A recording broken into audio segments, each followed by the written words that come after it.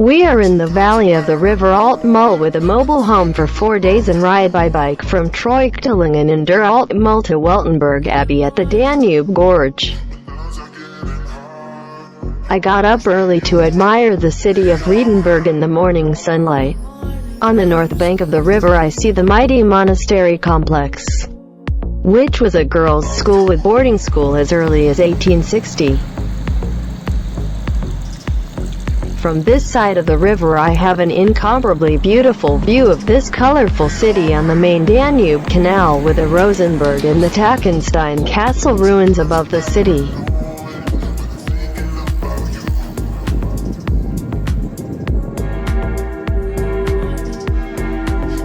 Around the market square with the town hall are some beautifully restored houses.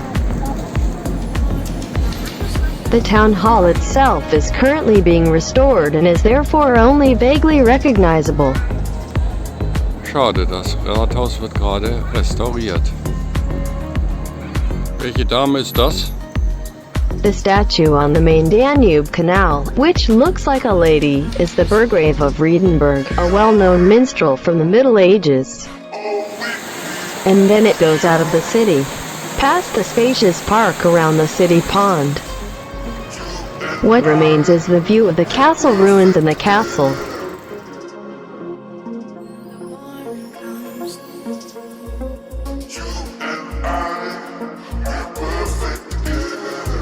On the north side of the canal, the cycle path first leads past the St. Emmeram Chapel, and then past an old weir of the former Altmühl river bed and the former Ludwig-Danube main canal. Das ist wahrscheinlich ein Wehr hier von der alten Altmühl.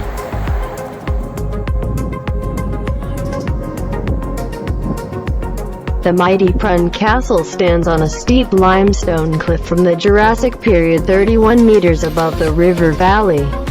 The late Gothic castle was first mentioned in a document in 1037.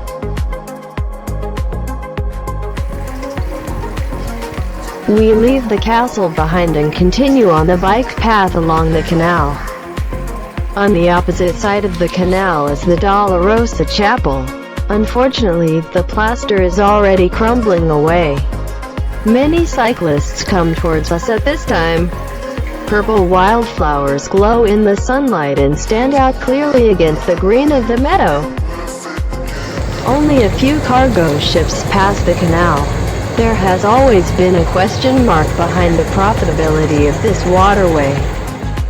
The Tatzelwurm is a mythical creature. However, this pedestrian bridge called Tatzelwurm is real. At almost 190 meters, it was the longest wooden bridge in Europe until 2006. Randa Castle is located above the picturesque town of Essing.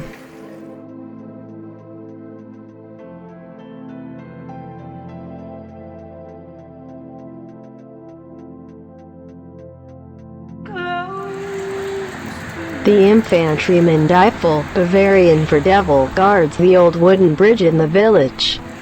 From here you have the feeling that the place at the old bed of the Altmühl would, as it were, stick to the rock. We reach the village via the wooden bridge and the bridge gate.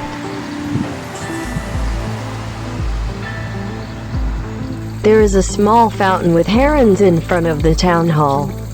The fact that clean drinking water has always been an issue here can be seen from this fountain, which had its original function until the 1970s. A lovingly prepared step gable house stands next to the parish church of the Holy Spirit. Significantly, a cyclist speaks to me in front of the church and hands me a flyer with his religious message.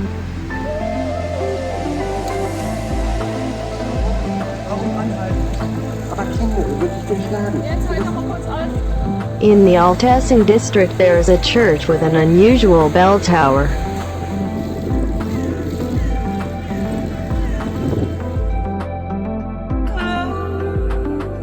The stalactite cave Schulerloch was always a worthwhile destination during my school days in Munich. These caves are typical of this area.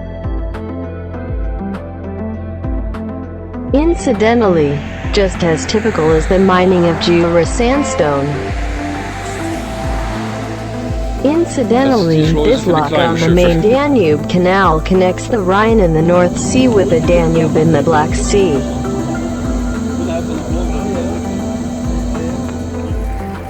And then we come to Kelheim with its landmark high up the Liberation Hall.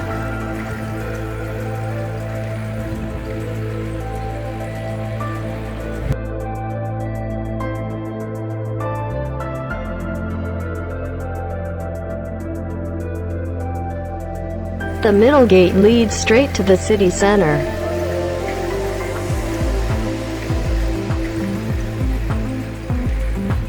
Kelheim is a good example of the beautifully dressed up Bavarian cities with their marketplaces and Baroque houses in which one beer garden stands next to the next.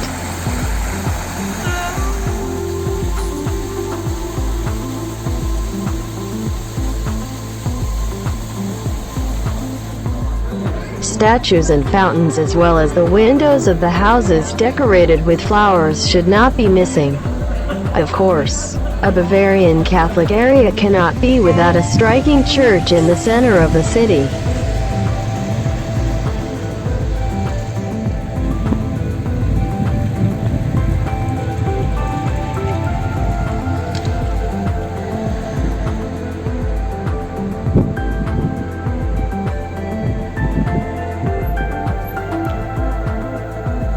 However, we want to go to the jetty on the Danube because our destination is Weltenburg Monestary, which cannot be easily reached by bike.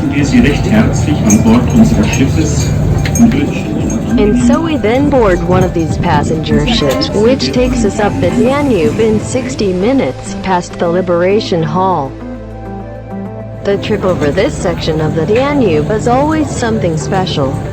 Over the millennia, the Danube has cut through the Girafales and has left behind the unique rocky landscape.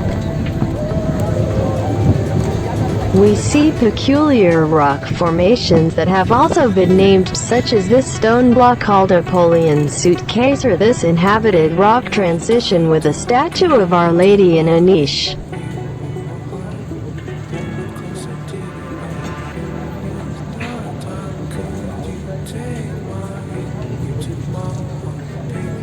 The actual Danube breakthrough is then this rock formation on the right and left, which is called the Iron Maiden. The water here has a special current and the water level can sometimes increase by several meters on the rocks. Der Fluss ist hier nur 80 Meter breit, aber je nach Wasserstand bis zu 20 Meter tief. Somit die tiefste und längste Stelle der Bayerischen Bucht.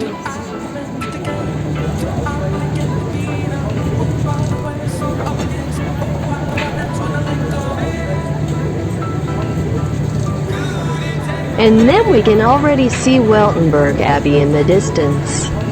Weltenburg Abbey is a place of pilgrimage not only for religious Christians but also for beer-drinking tourists. Because Weltenburg has a world-famous drinkable beer and a wonderful beer garden. The monastery church of St. George and the Benedictine Abbey is one of the most important sacred buildings of the Baroque era in Europe. The monastery church was built between 1716 and 1718 and was subsequently furnished by the Assam brothers in the late Baroque style. The shiny gold stucco and the colorful ceiling and wall frescoes are exceptional. The main room is structured by 8 columns made of Weltenburg marble.